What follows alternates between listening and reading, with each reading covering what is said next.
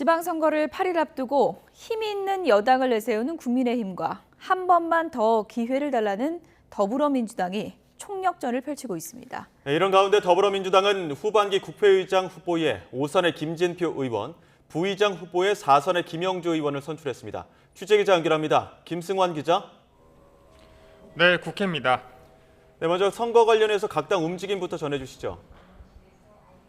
네, 먼저 국민의힘 이준석 대표는 오전 군포 아파트 단지를 찾아서 1기 신도시 재정비 공약 실현을 약속하며 힘 있는 여당 후보론을 강조했습니다.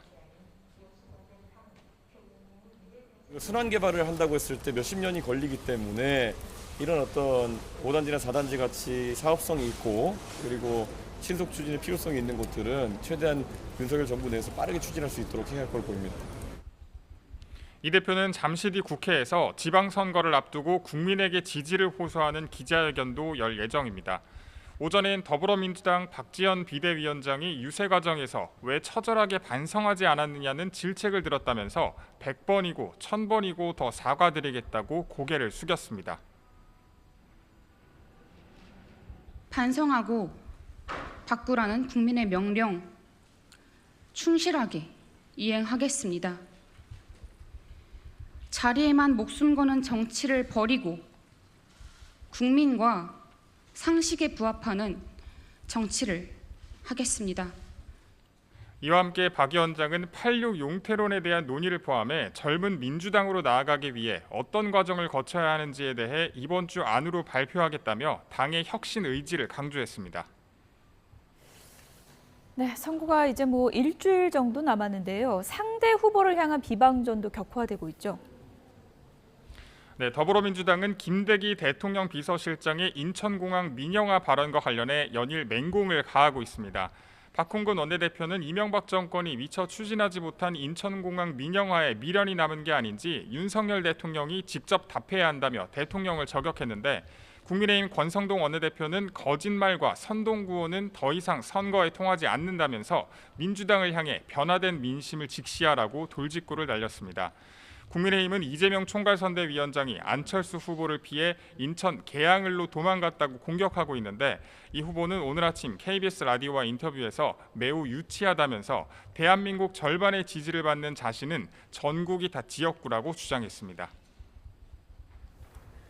오늘 선출된 민주당의 후반기 국회의장단 후보 소식도 전해주시죠.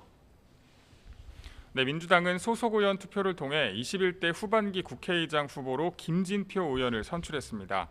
김 의원은 경제부총리와 교육부총리를 비롯해 당 원내대표를 지낸 5선 중진입니다.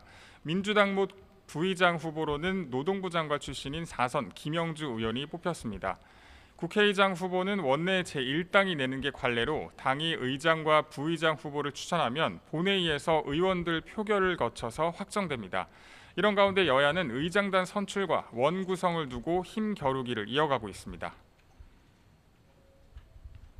합의를 파기하면서까지 법사위원장을 차지하겠다는 것은 내로남불과 앞다르고 겉다른 국회의장과 법사위원장을 독식하면서도 여당과 협치하겠다는 것은 이율 배반이자 국민 기반입니다. 국민의힘은 의장단 선출을 미룬 채 발목 잡기만 하고 있습니다. 법박과 고성이 난무하는 동물 국회를 만들더니 이번에는 아무것도 하지 않고 버티는 식물 국회를 만들고 있습니다. 국민의힘이 국회의장과 법사위원장 등 원구성 문제를 연계시키고 있는 만큼 후반기 의장단 구성엔 좀 더 시간이 걸릴 것으로 보입니다. 지금까지 국회에서 YTN 김승환입니다.